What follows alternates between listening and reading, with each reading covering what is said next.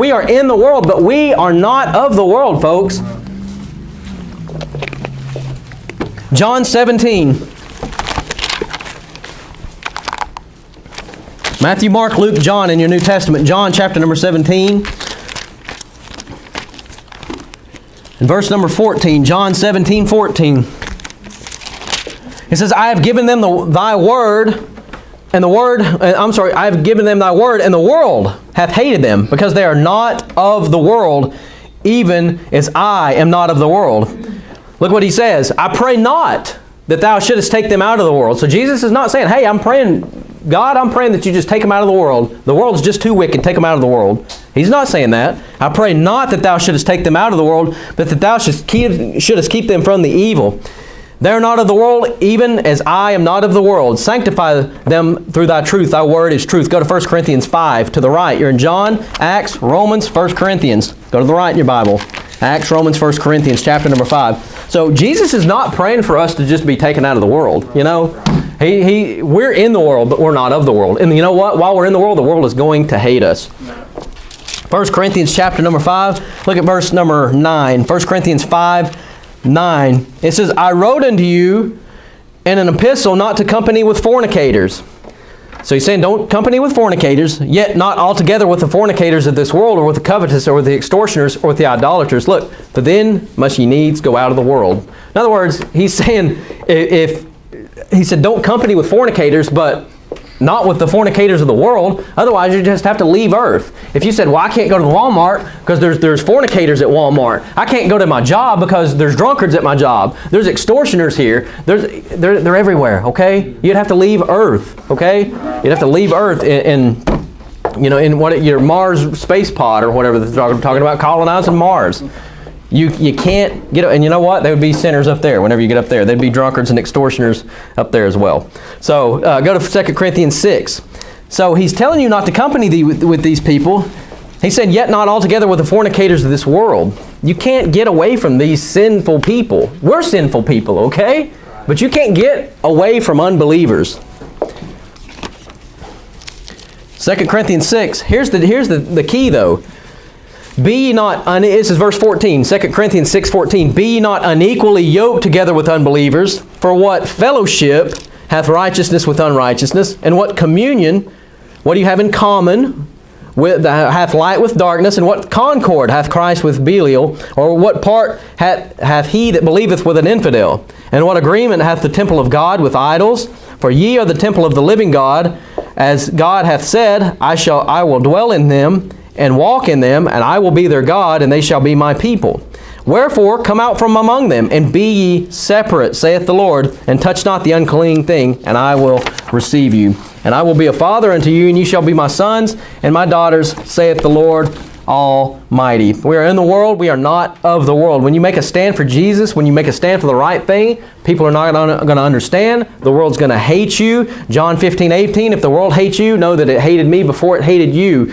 If you were of the world would love his own. Because you are not of the world, I have chosen you out of the world, therefore the world hateth you. Right. So, if you're of the world, if you get one of the famous preachers that's of the world, everybody loves them, they're at the presidential prayer breakfast, and the world loves them, they're not of God, okay? They're not of God. Because if they were of God, if they were of his own, then the world would hate him. So you say, well, I don't want the world to hate me. You know what? Then leave the landmarks alone. Leave the landmarks where CNN tells you to put them. Yeah. Leave them landmarks where Facebook tells you to put them. And just leave them alone, and let's just all I don't know, go just have a glass of champagne at church, and just have a party at church, and have your smoke and your purple lights shining on the guy up here with the podium that's reading off some kind of tablet. He's reading his sermon off some kind of iPad, and let's just all have just a big party, okay? I don't want to do that. And the world's going to keep moving the bar. They're going to keep moving the landmark. And where's it going to be? Whenever my kids grow up, whenever your baby grows up, where's the landmarks going to be? Where's the landmarks going to be when my little 3-year-old boy, when he grows up and he is a man? Where are the landmarks going to be? How far are we going to let him go, guys? How far? Amen. Because the world is going to keep moving the bar. They're going to keep moving the landmark. Go to Galatians 6. The world wants you to be sinful like them. They want you to be sinful.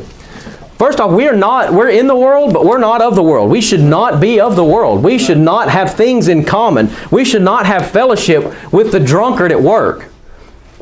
We should not fit into this mold of our co-workers, the mold of what society tells us we should. Galatians chapter 6, go there. 1 Kings 11:2 says, of the nations concerning which the Lord hath said unto the children of Israel, ye shall not go into them, neither shall they come in unto you, for surely they will turn away your heart after their gods. And Solomon clave unto these in love, talking about the women. People are going to try to turn your heart away from God.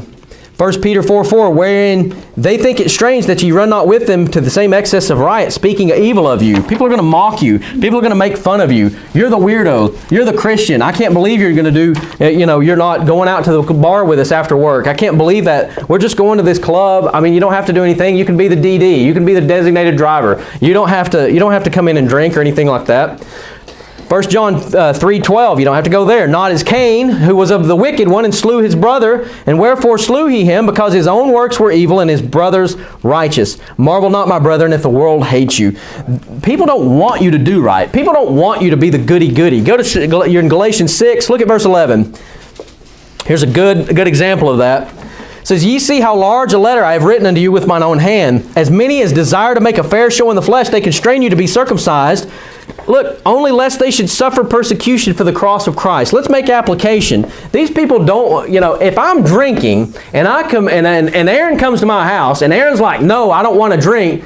That makes me mad. I want Aaron to drink, because if Aaron drinks, then I'm not condemned. I'm not such a bad guy. I'm not such a stick in the mud. I'm not such a party pooper if I'm drinking and I can get Brother Aaron to drink with me.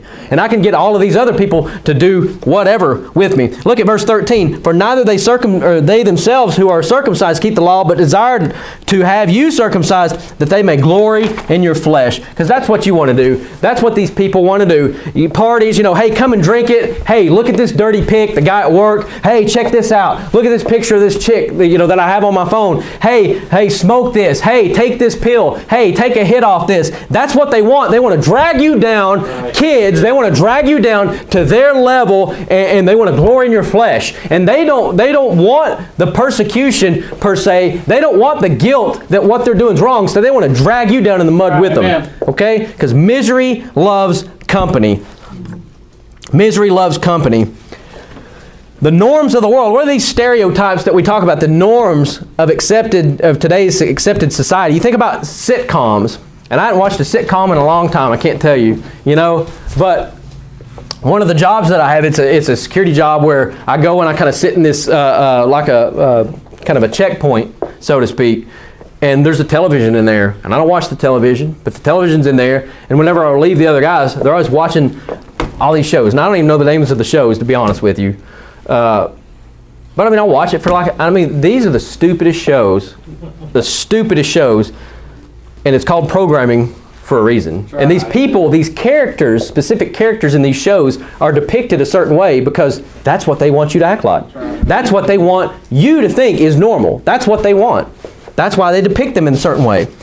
And men, for starters, we'll get on the ladies tonight. Men, Satan wants the men of society to accept being lazy, unintelligent, arrogant, consumed with sports, weak in authority, drunks, and addicted to sex and pornography. That's what they want for you. That's what they're trying to tell you is normal for a man.